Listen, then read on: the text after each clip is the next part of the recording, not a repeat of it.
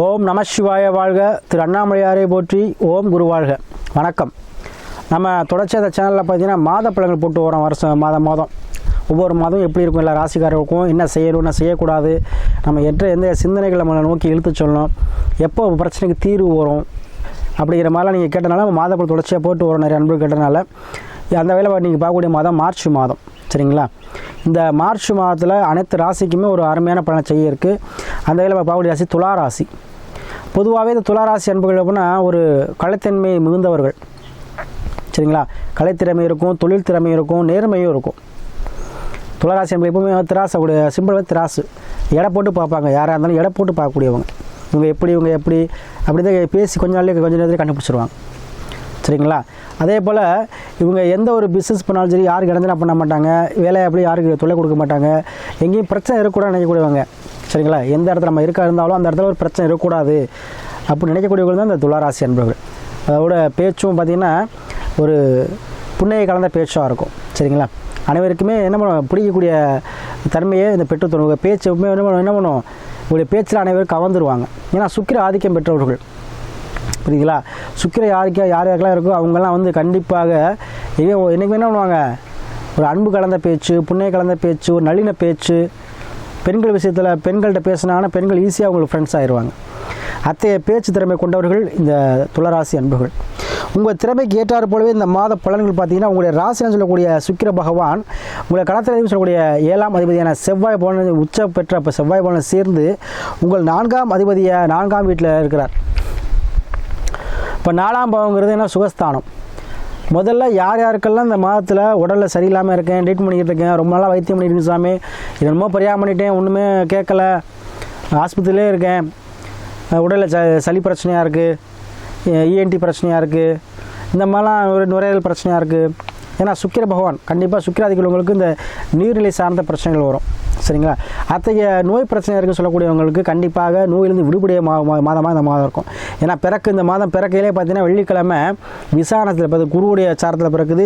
குரு நேராக பார்க்குறாரு. அப்போ குரு பார்த்தா தான் எதுக்குமே ஒரு தீர்வு. அப்போ குரு நேராக பார்க்கும் பொழுது உங்களுக்கு என்ன பண்ணும், உடல்நிலை பிரச்சனைகள் தீரக்கூடிய மாதமாக இருக்கும்.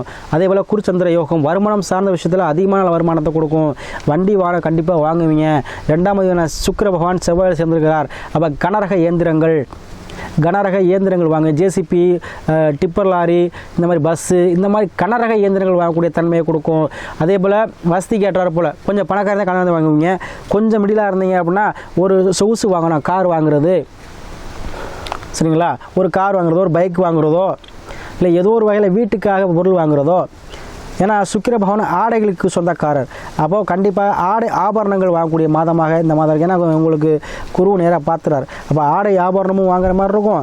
வருமானம் சார்ந்த விஷயத்தில் அதிக லாபம் கிடைக்கும். அப்போ அதனால தான் இதெல்லாம் வாங்கக்கூடிய சூழ்நிலையும் இந்த மாதம் உங்களுக்கு பெற்றுத்தரும். சரிங்களா? இப்போ நம்ம ஒவ்வொரு விஷயமும் சொல்கிறோம் அப்படின்னா ஒவ்வொருத்தவங்க ஒன்று வாங்குவேன். இப்போ துளராசிக்கு எல்லாம் இருக்கீங்கன்னா எல்லோரும் எல்லாமே வாங்க மாட்டீங்க. ஒரு ராசி என்ன பண்ணுவார், ஆடை ஆபரணம் வாங்குவார், அடிகள் வாங்குவார். ஒருத்தர் வீட்டில் சுப நிகழ்ச்சிகள் நடக்கும்.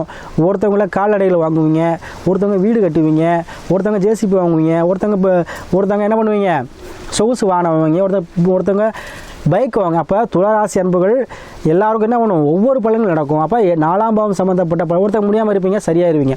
அப்போ இது மாதிரி துளாராசிக்கு எவ்வளோ பேர் இருந்தாலும் ஒவ்வொருத்தவங்க ஒரு விஷயம், எல்லாருக்கும் ஒரே விஷயம் நடக்காது. சரிங்களா? 100% என்ன பண்ணுவோம், ஆனால் சொன்ன விஷயங்கள் நடக்கும். அது 4ஆம் பாவம் சார்ந்து நடக்கும். அப்போ உங்கள் சுய ஜாதகத்தை பார்த்துக்கங்க. ஏன்னா நம்ம கோச்சார பொது பலன் சொல்லும்போது எல்லா விஷயம் சொல்ல முடியாது. இப்போ 4ஆம் பாவம் சுக்கிர பகவான் செவ்வாய் பகவான்னா அதுக்கு நம்ம ஜோதிடங்கிறது கடல் அளவு நிறையா விஷயங்கள் இருக்குது. எல்லா விஷயத்தையும் சொல்ல நமக்கு நேரம் பத்தாது. சரிங்களா? அப்போது உங்கள் ஜோதிடத்தை நீங்கள் உங்களுடைய சுய ஜாதகத்தை பார்த்துக்கங்க. உங்கள் லக்னாதி எங்கே இருக்கிறார், உங்கள் தசா புத்தி நல்ல நேரம் வந்திருக்கா, உங்கள் 4ஆம் பாவத்தில் என்ன கிரகம் இருக்குது. இப்போ நீ சுக்கிர 4ஆம் பாவத்தில் இருக்கிறார். அங்கேயே உங்கள் விதிச்சது 4ஆம் பாவத்தில் சுக்கிரன் இருந்தாருன்னா இப்போ நான் சொன்ன விஷயம் பூரா அப்படியே நடக்கும். இல்லை வேறு கிரகம் செவ்வாய் இருக்கிற அப்படின்னா இடம் சார்ந்து வாங்குவீங்க, மண்ணை சார்ந்து வாங்குவீங்க, உத்தியோகத்துக்கு போவீங்க. சரிங்களா? தாய் மூலமாக ஆதாயம் கிடைக்கும். சரிங்களா? அதுபோல் எந்த கிரகம் இருக்கோ அதை போய் அந்த கோச்சர கிரகம் தொடும் பொழுது அந்த பலனை கொடுக்கும். சரிங்களா? அப்போ அதை பார்த்து செக் பண்ணிக்கிட்டு முடிவெடுங்க, உங்களுக்கு எல்லாம் நல்லாயிருக்கும். அதே போல் இந்த மாதத்தில் தாயோட கொஞ்சம் கருத்து வேறுபாடு பண்ணாதீங்க. தாயிட விட்டு கொடுத்து செல்லுங்கள். சரி, தாய் உறவுகளை விட்டு கொடுத்து செல்லுங்கள். அதே போல் உங்களுக்கு 5ஆம் பாவத்தில் பார்த்தீங்கன்னா உங்களுக்கு சூரியன் புதன் சனி இருக்கிறார். சரிங்களா? அப்போ 5ஆம் பாவம் சம்மந்தப்பட்ட பூர்வீகம் சம்மந்தப்பட்ட பிரச்சனைகள் தீருங்க. அதாவது அங்காமங்காளி பிரச்சனை, உறவினர் பிரச்சனை, சொத்து சண்டை பிரச்சனை இதெல்லாம் தீரக்கூடிய மாதமாக இருக்கும். 5ல் சூரியன் புதன், குழந்தைகளுக்கு படிப்பு அருமையாக இருக்கும். யார் யாரெல்லாம் துளாசி அன்பர்களுக்கு உங்கள் குழந்தைகளுக்கு படிப்பு சூப்பராக இருக்குங்க. சரிங்களா? படிப்புக்காக வெளியூர் இருப்பாங்க. இல்லை படித்து முடிச்சுனா வேலையை போய் வெளிநாடு போகிற மாதிரி வரும். இருக்கிற இடத்த விட்டு வெளில போல கிளம்பக்கூடிய மாதமாக இருக்கும். அதே ஸ்கூல் பிள்ளைகளாக இருந்துச்சு அப்படின்னா தங்கி படிக்கக்கூடிய மாதமாக இந்த மாதம் இருக்கும். சரிங்களா? ஏதோ படிப்புக்காக அவங்க ஏதோ செலவு செய்யக்கூடிய மாதமாக இந்த மாதம் இருக்கும். 6ல் ராகு இருக்கார். எதிரி வெல்லக்கூடிய தன்மை, எதையுமே நீங்கள் சமாளிக்கக்கூடிய தன்மை, எந்த விஷயமா இருந்தாலும் முன்னெடுக்கக்கூடிய தன்மை 6ல் ராகு இருக்கும் பொழுது கண்டிப்பாக அருமையான ஒரு காலகட்டங்க. உத்தியோகம் சார்ந்த விஷயத்தை உங்களுக்கு கை கொடுக்கும். 7ல் குரு, அப்போ மங்களக்காரன், அதாவது 7ல் குரு இருக்கும்போது கண்டிப்பாக திருமணம் சார்ந்த விஷயங்கள். சரிங்களா? திருமணம் சார்ந்த விஷயம் கண்டிப்பாக ஏன்னா குரு தான் மஞ்சள் கூறியவர். அப்போ மஞ்சள் எப்பவுமே மங்கள காரியத்தையும் பயன்படுத்துவோம். அப்போ 7ஆம் பாவத்தில் இருக்கும்போது உங்களுக்கு என்ன பண்ணும்? திருமண பாக்கியத்தை கொடுக்கும். குரு அதாவது குரு நோக்கம் சொல்லுவோம். அப்போ குரு பார்த்துட்டார் அப்படின்னாவே உங்களுக்கு என்னது எவ்வளோ பெரிய பிரச்சனை, திருமண தடை தாமதம், என்ன தோஷங்கள் 1000 தோஷம் இருக்கட்டும், கோச்சாரத்தில் குரு பார்த்தாருன்னா கல்யாண விஷயம் கண்டிப்பாக பேசியே ஆவீங்க. அப்போ திருமணம் சார்ந்த விஷயங்கள் யாரெல்லாம் பிரச்சனை இருக்கும் கண்டிப்பாக நடக்குங்க. அதே போல் குழந்தை பாக்கியம் இல்லாமல் கண்டிப்பாக குழந்தை தான் காரணம் தான் குரு. அப்போ குழந்தை பாக்கியம் கண்டிப்பாக உங்களுக்கு கிடைக்கும். அதே போல் உங்களுக்கு பிரெயினில் கேது இருக்கார். அதே போல் ஆன்மீக சுற்றுலா, ஆன்மீக இன்ப சுற்றுலா இது மாதிரிலாம் நீங்கள் செல்வீங்க. அதே போல் நிறைய அன்பர்கள் எனக்கு வந்து குடும்ப சோதனை அனுப்பி பார்க்குறீங்க.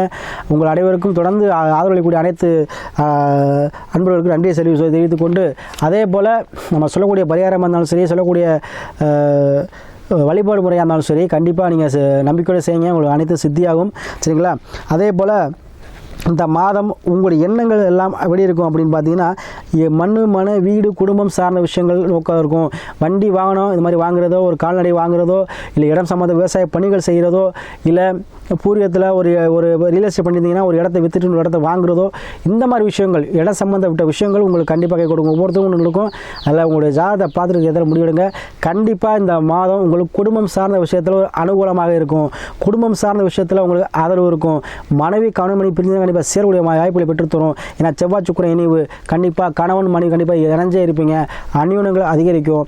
இந்த மாதம் அனைத்திலுமே உங்களுக்கு சுகத்தை அளிக்கக்கூடிய மாதம்.